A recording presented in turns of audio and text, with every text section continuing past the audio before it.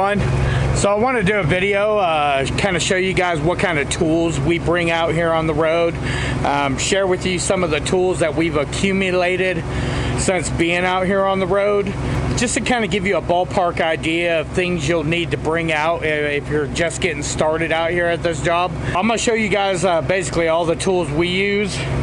Now, right here is my tool bag. It's very small. Now, these are only the tools that I use on a frequent basis. These are my most used tools. Now, I have another tool bag back in our toolbox that kind of is a catch-all bag. I hold all my tools in there that I use every once in a while, maybe once a year, twice a year, 5 times a year, whatever the frequency. It's not as much as the tools that are in this bag. So let me get these pulled out. I'm gonna kind of give you a rundown of them and show you what to talk about them, what we've used them for. All right, so one of the first things that we use quite frequently is a tape measure. Now, what we use this for is for measuring freight, kind of determining where we need to put our load bars at.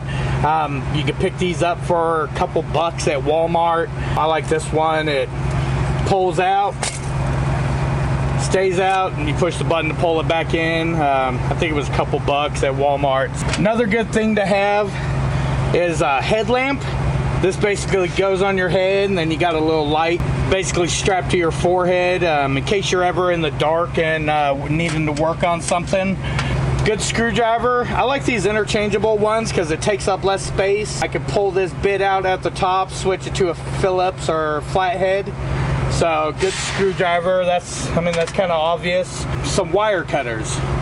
These are just some short wire cutters that we use. I've used them for placing light bulb wiring, placing plug-ins, stuff like that. We've used these to cut seals off. This is basically a go-to cutter that anytime we need to cut something that, but this really works really good for those metal seals. You never want to try to break those with your hand. You can cut yourself. This is perfect for cutting that. We also got some needle nose, good pair of needle nose with the small tip, always helpful. Small pair of pliers. Now, I got 2 sets of these ratchet wrenches. One of them does not have a swivel neck, whereas this one has a bend swivel neck, so I can get into some tighter spots. I got 2 sets of these just in case there's ever a time where I have to, let's see if I can show you here. See right here, there's a bolt on this side, bolt on that side. You can use one for each side to be able to loosen something like that up. And then a good wire brush. I use this a lot of times to clean up ground connections on the truck. We were having problems with our box lights not working a while back, and it was because of a ground connection. So I use this to scrub and clean up any rust off of the ground on the frame. These are all our go-tos. This light, I love it. You also want to have a good flashlight. Let's go grab my big tool bag, my catch-all, and I'll talk about some of those tools. It might give you guys some ideas of tools you might want to bring out, maybe a few tools you want to pick up before you get started. All right, so here's my catch-all tool bag. Basically, I just got a bunch of junk in there, a bunch of socket wrenches, basically leftovers from my last socket set. Bunch of little miscellaneous stuff in there, some shrink tube, just stuff like that, duct tape, electrical tape, small stuff like that.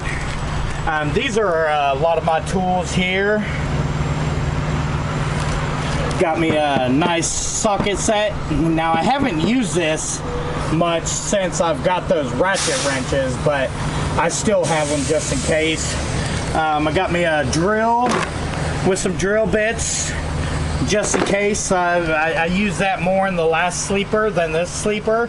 The sink faucet was leaking really bad, so I had to replace the sink faucet in our last sleeper, and so that drill bit piece came in handy. This is a good thing to have, small torque wrench, and I'll show you what this is good for. Now this is a maintenance item that people tend to skip a lot, but this is the U-bolt that holds your box to the frame, and you need to tighten these every once in a while. Morgan box has the torque specifications that they're supposed to be torqued at and how often. On a brand new truck, we did this every month for 3 months. Then I believe it's every 6 months after that as you re-torque those down. So that's a good thing to have a torque wrench for. You know, good solid beating hammer. That thing will always come in handy in case you need something gets bent, maybe your front bumper, somebody backs into you, you need to beat it back out. Big size crescent wrench, I got a couple of these. Another hammer, big size set of pliers. Now you do want to have a set of these with you in case you're ever having to splice wiring on the truck, and then some wire connectors. A lot of times when we're running in the winter a lot, these wires, they get corroded a lot, so you'll have to replace the ends on them where they connect to the bulbs. So that's a good thing to have with you also. Another thing I could not find was like a small little crowbar. You know, something kind of small where what we use it for is when you haul explosives, they nail down boards in the floor of the box to stop the pallets from sliding around. But to get them out, you gotta use a nail pry bar to get those pulled out. So that's another helpful tool that if you're gonna haul explosives to have is a pry crowbar. So those are just all the tools that I've accumulated over being out on the road. You know, everybody's going to have their different mechanical skill set, what you can do, what you can't do. If you're not very mechanically inclined, I definitely would still recommend getting the small tool bag that I showed you to begin with. Those are great tools to have to fix some minor things that, you know, otherwise you'd be left on the side of the road. I would say definitely WD-40, duct tape. Those are two great things. Duct tape, if you have a radiator hose or a coolant hose blow, you can always throw some duct tape on it to be able to limp you to the next truck stop, so you don't have to wait around for a tow truck. WD-40 is really good. Our toolbox is starting to get a little bit of rust on it. We'll spray the hinges on that. That helps out really well. Really easy stuff that you can do yourself. So I hope this helped. If you guys are pure mechanics out there, you know, bring out your tools with you. Whatever, if you can fix something out on the road without having to rely on some shop. You know, sometimes trying to get a shop to do something can take half a day, all day, a couple days. You know, there's some things we can't do out here on the road, but the things we can do will definitely help keep you rolling a lot sooner. You know, some of these shops out here just ain't in no rush to get us back on the road. I hope you guys liked the video. If you guys have any tools that you bring out on the road with you, share them down in the comments. And then until our next video, peace, love, and expediting.